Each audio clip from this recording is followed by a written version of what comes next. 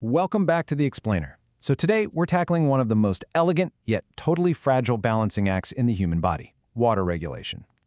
I want you to think of it like this massive, delicate seesaw. On one side, severe dehydration and fluid loss, and on the flip side, massive fluid retention and water overload. Keeping that seesaw perfectly level, well, that's the day job of your posterior pituitary gland. But what happens when the balance tips way too far in either direction? We're going to find out by diving into two wildly fascinating, completely opposite pathologies, diabetes insipidus and SIADH. Let's get into it. Okay, here is our roadmap for today. We'll start with ADH and water balance, move into diabetes insipidus for fluid loss, and then SIADH for fluid retention.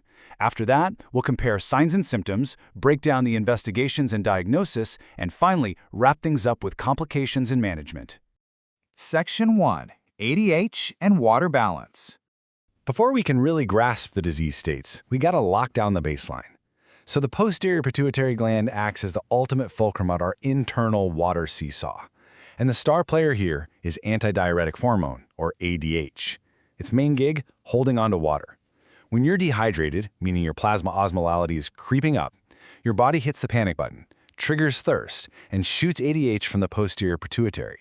ADH travels straight down to your kidneys and ramps up the passive reabsorption of water right from the renal collecting ducts. It does this by popping open these little water channels, aquaporins, letting water flow out of the hypotonic urine and right back into the hypertonic renal interstitium. It's basically your body's built-in water conservation system, making absolutely sure you don't lose all your fluids every single time you hit the bathroom. But, we've got to ask, what happens when the master of water goes rogue? Like, what if this hormone is just totally absent, or your body gets absolutely flooded with it for no good reason? Well, let's see how this sets up our first major pathology. Section 2. Diabetes insipidus, fluid loss. All right, with diabetes insipidus, or DI, we are slamming that seesaw all the way over to the too little side. This condition is defined by just a massive, uncontrolled flood of dilute urine pouring out of the body. To figure out why, we need to look at two main culprits. First up, cranial DI. This is a top-down problem, an issue in the brain. The posterior pituitary simply fails to make or release ADH. We're talking brain tumors, severe head trauma, pituitary surgery, or sometimes it's just idiopathic, meaning, well, we honestly just don't know why it happens. On the other hand, we've got nephrogenic DI. Now, in this scenario, the brain is actually pumping out plenty of ADH, but the kidneys, they're just completely ignoring the signal. This renal resistance can be sparked by genetic mutations, metabolic issues like hypercalcemia, or very often certain drugs like lithium used in psychiatric care. But honestly, either way, the end result is exactly the same. The kidneys just can't concentrate urine. And without ADH, the clinical picture gets extreme really fast. We're talking patients losing upwards of 3 liters, sometimes even more massive volumes, of water every single day. Naturally, this leads to profound polydipsia, just extreme, unquenchable thirst.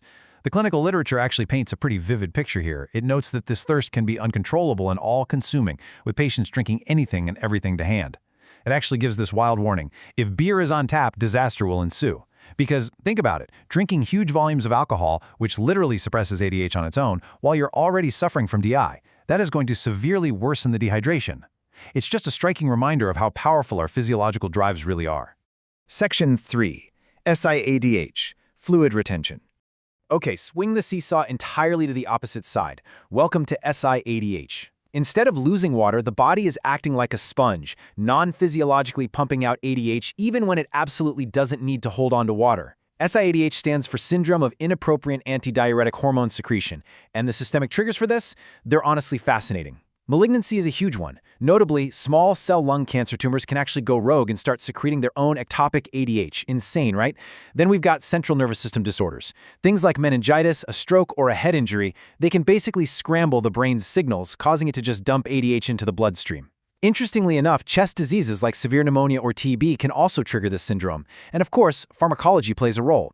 Everyday drugs like opiates and SSRI antidepressants can potentiate this completely inappropriate ADH release. Section 4. Signs and symptoms. Let's put these two head-to-head. Seeing how these pathophysiological opposites present in the clinic is the best way to see the seesaw in action. With DI, the patient is losing pure water, right? So that causes polyuria, frequent urination, and that massive polydipsia we just talked about. And because they're losing all that water, the sodium that's left behind in their blood becomes super concentrated. Boom, hypernatraemia. Conversely, over with SIADH, the patient is holding on to way too much water.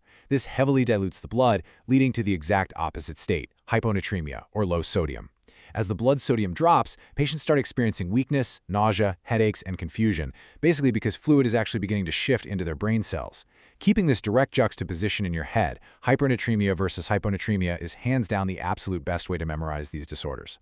Section 5. Investigations and diagnosis. So how do we actually read the scales to diagnose these states? We know the theory, but let's break down the diagnostic data. Normal physiology is our starting baseline. But in DI, because patients are losing pure water, their serum osmolality, basically the concentration of their blood, is high, soaring above 295, and their serum sodium is high. But check this out. Their urine is incredibly dilute with a very low osmolality. Now contrast that with SIADH. It's a perfect mirror image. The blood is flooded with retained water, so the serum osmolality drops abnormally low, under 260, and the serum sodium plummets. Meanwhile, because that inappropriate ADH is forcing the kidneys to aggressively reabsorb water, the urine left behind is highly concentrated, with an osmolality greater than 1,000. Literally a perfect inversion. The crucial clinical takeaway right here is that checking paired serum and urine osmolality simultaneously, that is the gold standard for telling these two apart. You absolutely cannot just look at a blood test or just look at a urine test in isolation. You have to compare the two at the exact same moment to see how the kidneys are responding to the blood's concentration. If the blood is highly concentrated, the urine should be too. If those numbers don't match up, well, you know your ADH seesaw is broken. Section 6. Complications and management.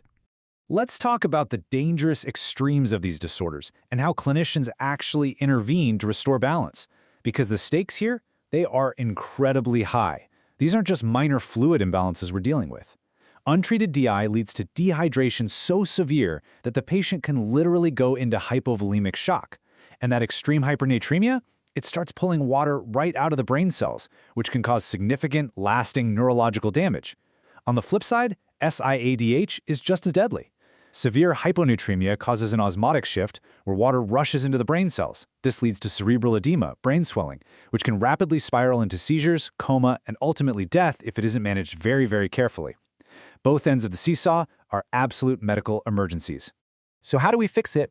Well, for diabetes insipidus, the management steps are super logical. Step 1, the patient is losing massive amounts of water, so you absolutely must ensure adequate ongoing water replacement. Step 2, for cranial or central DI, where the brain just isn't making ADH, we literally just give them the hormone back. We administer desmopressin, which is a synthetic version of ADH. And step 3, always hunt down the underlying cause. Whether that's a tumor or a medication issue, you've got to fix the root of the problem. Now, the crucial point here is that SIADH management is almost the exact opposite. Because the patient's body is aggressively hoarding water, the absolute most important first step is strict fluid restriction. Standard clinical guidelines usually suggest cutting fluids down to just 1 liter a day. By cutting off that supply of water, you stop the dilution of the blood. Second, again, treat the underlying cause. Maybe that means treating the pneumonia or stopping the offending SSRI. Finally, for incredibly severe symptomatic cases of hyponatremia, like if the patient is actually having seizures, clinicians will use supervised hypertonic saline.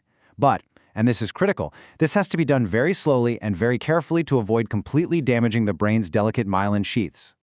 We've seen the extremes today. A few milligrams of a single hormone dictating whether you lose liters of water and collapse from dehydration, or retain so much water that your brain literally swells. It really brings us to this final thought. Just how fragile is the endocrine homeostasis keeping us alive every single day? Our bodies are constantly making millions of these tiny micro-adjustments just to keep that seesaw perfectly level. It's honestly mind-blowing. Thank you so much for joining me on this explainer. I really hope this breakdown helped clarify the opposing forces of ADH, diabetes insipidus, and SIADH. Keep learning, keep questioning, and I will see you next time.